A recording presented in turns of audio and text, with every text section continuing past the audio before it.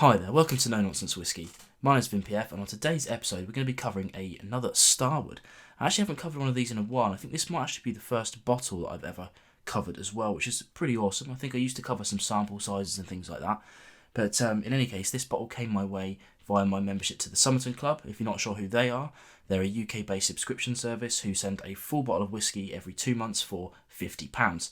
Always good value, especially when you consider that the 50 quid is including delivery. Sometimes, especially this one here, this one sells for about £60 in the UK plus delivery. So already, if the value is your kind of main focus, you're getting something cool there. But I think for me, the main value of the club is the interesting whiskies that Dan picks, and it's things that I would typically not usually buy. Let's say, I mean, it's not that I don't want a Starward FORTIS. It's just that I tend to buy other things and overlook some stuff, and that's to my detriment. So now I've got this, and as you can see, I've only had this a couple of weeks, and I've been sort of chewing away at this because it's been hard for me to decide about this one, which is an interesting thing, but I'll go into that a little bit later when we talk about the actual tasting notes and whatnot. So a few things about this one here. This is the Fortis, as I mentioned. That's Latin for strong or powerful, things like that.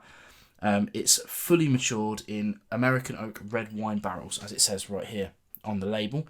Not sure about the age on this one, but it's not going to be kind of like an overly long age, but we don't tend to worry about that sort of thing. The things that are coming out of Starward are pretty damn good usually. A few other things that are interesting about the label. So this one here is batch 3. So if you've got batches 1 and 2 and are looking for a comparison, unfortunately I can't help you. I haven't tried those ones, but I'll give you my notes on this one. See if they compare to your bottle at home. The other one, something you guys might be able to help me with here, is this at the back, this unique bottle code. Now, personally, I can't find anywhere on the website to enter that detail. So if you know where to enter that, let me know in the comments below, and I'll see what that's all about, because we'd like to know more information. If it's a little bit like Bruichladdich, where you can put in the batch code and find out exactly how it's matured and whatnot. Genuinely don't know what that's about. So if you've got more information, let me know. I can see online that it's non-chill filtered. They haven't mentioned many places about natural colour, but I'm going to assume it is, just because I know what Starward are like and the things that they can do.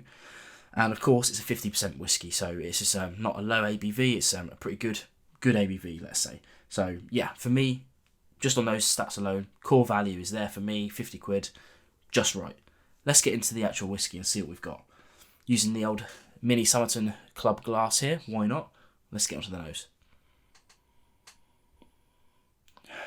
Now for me, it's got a really nice, sweet, almost jammy, like like jam, I guess, is a good way of it. I'm not sure what's jam on the nose, but it's jam nonetheless.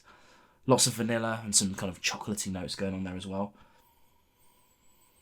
Yeah, really nice. I mean, they kind of talk about full-bodied a lot on the label, and I tend to agree with that. Let's try on the palate.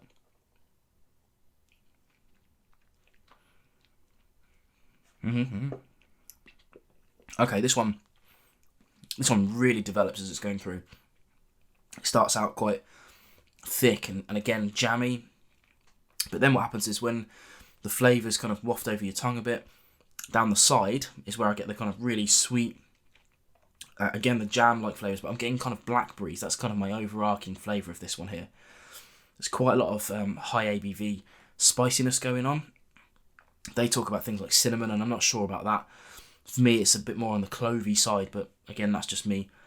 In terms of finish, it's medium, very, very spicy, but then that disappears fairly quickly, actually. After that kind of medium length, it disappears off, spiciness disappears, and it leaves a kind of like, almost like a sour, tannic, kind of wooden, leathery taste in the mouth afterwards, and that's by no means a bad thing. I always say that when I say like sour or drying. They sound negative, but they're not. It's just another tasting note that's just part of the whiskey. Now, to summarise on this one here, I should be really upfront about it. When I first opened this bottle, I wasn't sure about it at all. I kept hearing lots of things, people saying fruity this, fruity that. And when I first opened the bottle, I didn't get it. For me, it seemed like the ABV was hiding a lot of character behind it.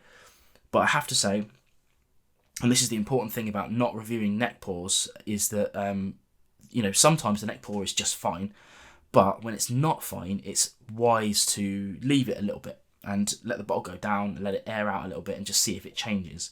Now for me, that's what happened with this one. As this is going down, that strong ABV kind of cover up, let's say, is disappearing, and more of those fruity elements are coming out. Now I suspect when I'm down at about a third to almost half way down on this bottle, as this goes down, maybe it'll develop even further.